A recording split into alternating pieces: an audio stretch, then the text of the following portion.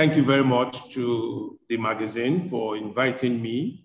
I have seen from afar, I have followed your very great and giant strides from the fringes, but finally appears like I'm getting into the mainstream. So thank you. You're welcome.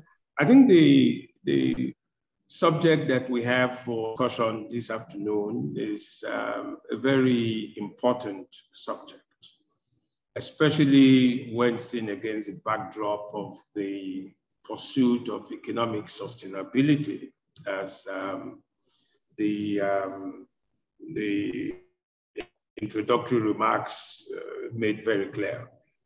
Now, when you look at social, political, and economic stability in the development paradigm, you remind us theoretically of at least three perspectives. One is the systemic framework that emphasizes order. That means that things just don't happen. Things are not randomized. All relationships, all interactions, all processes, all of them occur within regular, patterns that give rise to systems. And systems, almost by definition, are frames that attain a certain level of equilibrium. That level of equilibrium presupposes some stability. So almost by definition, systems are expected to be stable.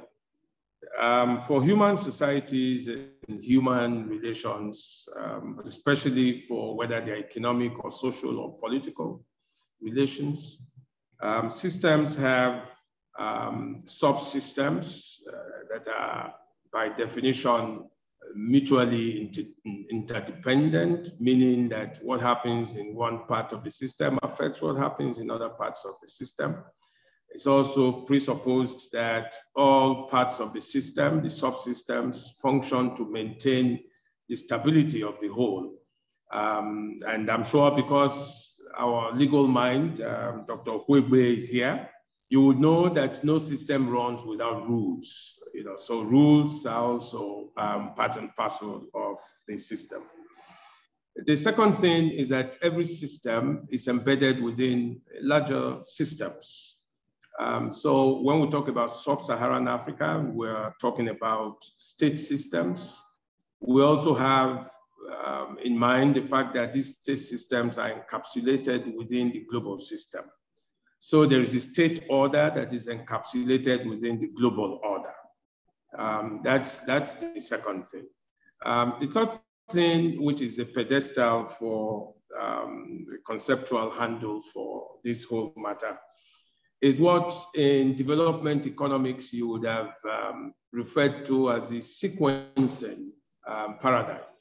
Sequencing paradigm that argues that one is a precondition for the other, one is a requirement, one is a prerequisite, for other things to happen. So in the past, it used to be argued, that without political stability, without certain elements of social mobilization, and without certain elements of cultural refinements, you could not proceed on the track of development. Now, that sequencing is one that economists have always made a fetish of. And if you look at it, the practice side of it does not conform so very neatly to what the sequencing paradigm would have in place. Because processes of development, whether we call them social or economic or political, are simultaneous, and they don't wait for one to happen before the other takes place. And it is this matrix, that I want to take as my point of entry for this discussion. The point about simultaneous sequencing is close to the systemic, assumptions that I made in the first paradigm, which is that, you don't require all of the things to move in one direction in order for development to happen or to proceed or even to be complete. In other words, in the real world, you have movements that are progressive, you have movements that are not so progressive, you have movements in different directions, so all of them don't tend towards the same paths, as if to suggest that, in order for you to have development, all of these prerequisites must be in the same direction. This is like what you might want to regard as the kind of crisis that is endemic to the development process. The development process, of course, means that there is material progression on all fronts, but these material progressions don't happen because all other tractions are in the same direction. Now, when we talk about sub-Saharan Africa, I think we have in mind countries that have been classified as the least developed, developing, but mostly undeveloped countries. Countries that are challenged by basic issues of human security, countries that are challenged by fundamental and unresolved problems of statehood, problems that are challenged by very severe problems of governance and democracy. And the question would be, if political orders, political systems, countries, problems, is it possible to have any meaningful, or if you were, able to have meaningful development of any kind, would that be development that can be sustained without shocks and so on? There's a school of thought that believes that, development as we understand it, but especially material prosperity, that is, for many economists, the shortcut to development of every kind, but especially economic development, which they think is fundamental to all other kinds of development. That kind of development has mostly come through shocks and mostly things that are not planned. So for instance, when we talk about material prosperity in Nigeria today, when oil has a good run in the international market, we can think of Nigeria prospering. But the moment that falls apart, Nigeria goes into recession, and we have all kinds of issues to talk about. Now, can you have strong institutions when you run, through shocks and things that are not planned for? It's the kinds of things that of old. What's the human factor in all of this? What's the place people believe and how of statehood or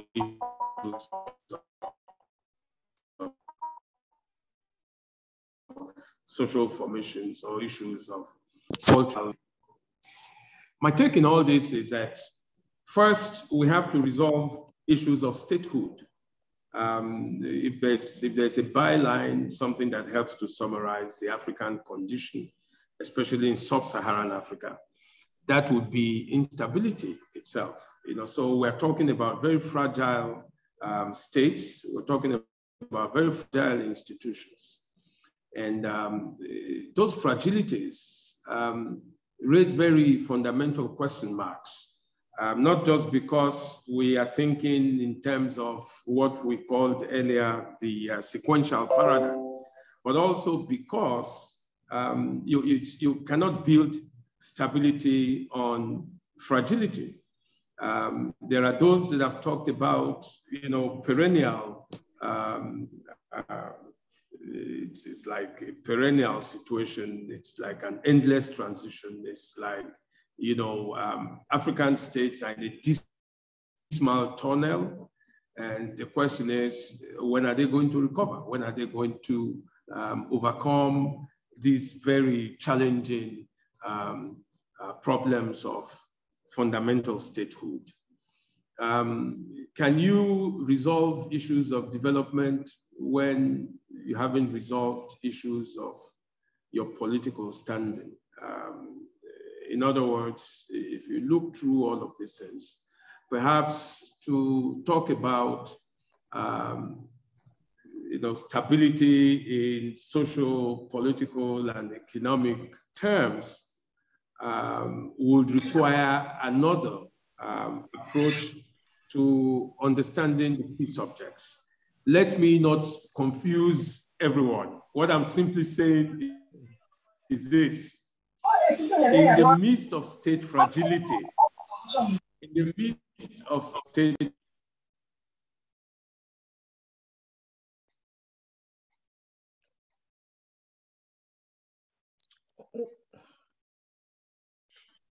We can't hear you, Prof.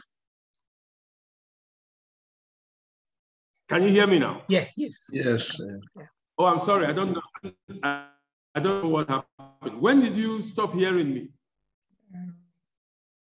At what point did you stop hearing me? So okay, I think you were talking about not confusing everyone with. Okay, so thank God you didn't hear the other things, so you're not more confused than you were.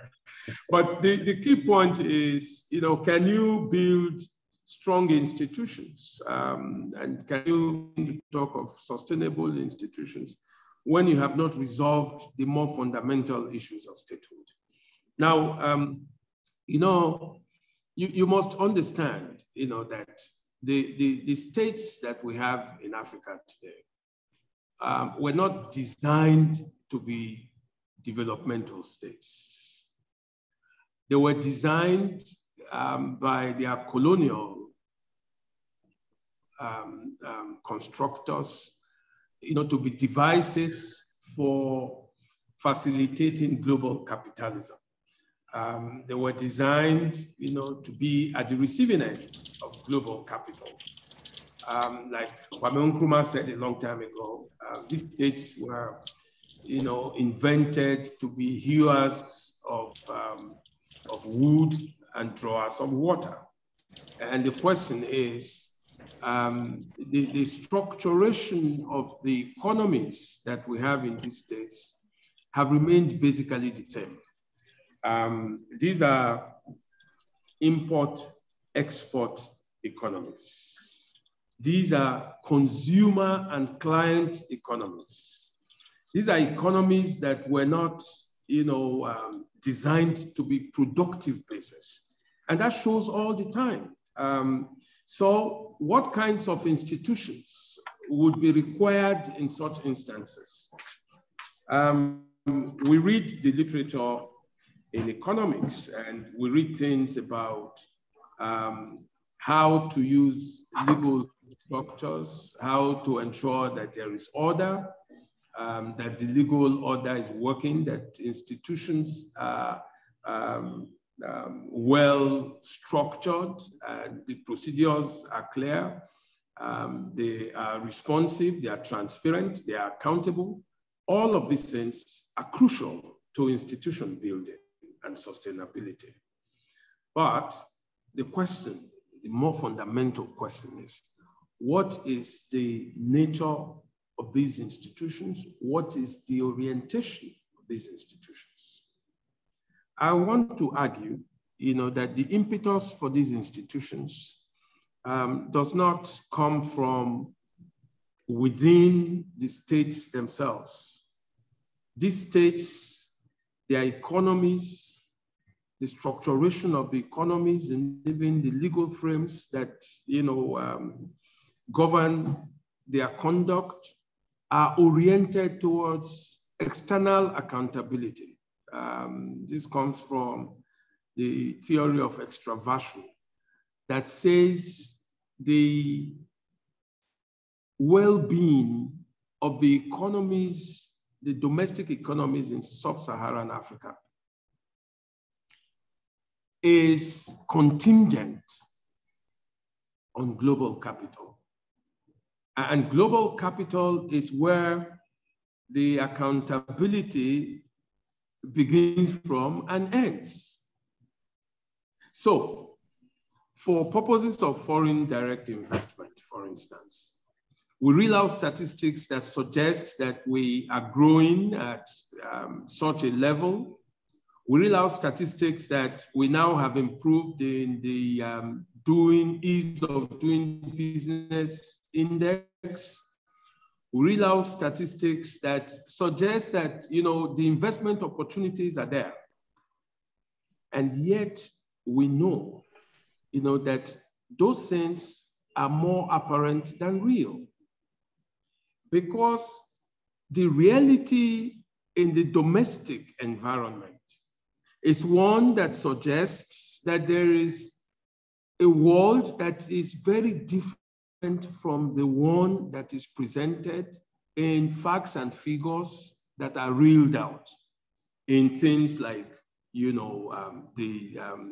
the growth rates of the economy.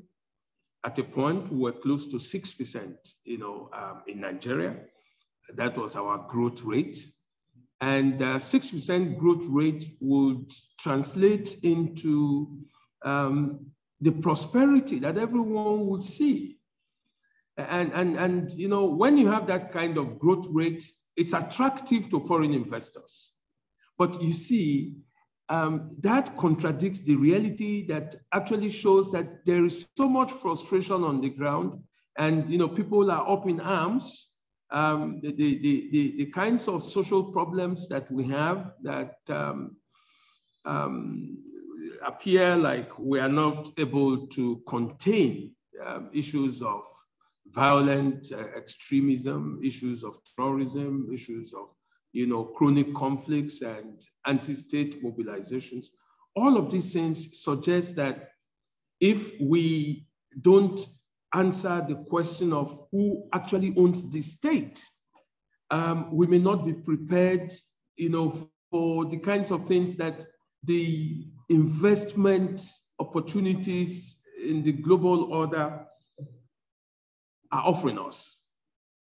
I think that the place to begin, therefore, in addressing issues of institutional strengths and institutional sustainability would be the question of resolving fundamental issues of state integration, social cohesion, participatory democracy, that would lead ultimately to a sense of ownership of the people. You cannot bring development other than theoretical development to people for whom it would not make sense, it will bear no resonance. When you measure the indices from outside, you're likely to arrive at a conclusion that Nigeria or Ghana or Uganda or Mozambique is doing so well. And yet the people are saying these things don't translate into citizen well-being. If all of this appears very critical, I would apologize. But the point is that, we cannot be very romantic speaking the language of investment, when we haven't resolved the very basic and fundamental issues that relate to the national question. The citizens have to count, they have to matter, they have to be the beginning and the end of the institutions that we want to grow. They have to be the beginning and the end of the development process. All development is about human security. You cannot have development, in statistical terms if those statistical terms don't resonate with, the human beings that are citizens of these countries. So in other words, I simply want to say, that we must strengthen our capacities to resolve these fundamental issues of state fragility before we can move on to the other levels of sustainable institutions. Thank you.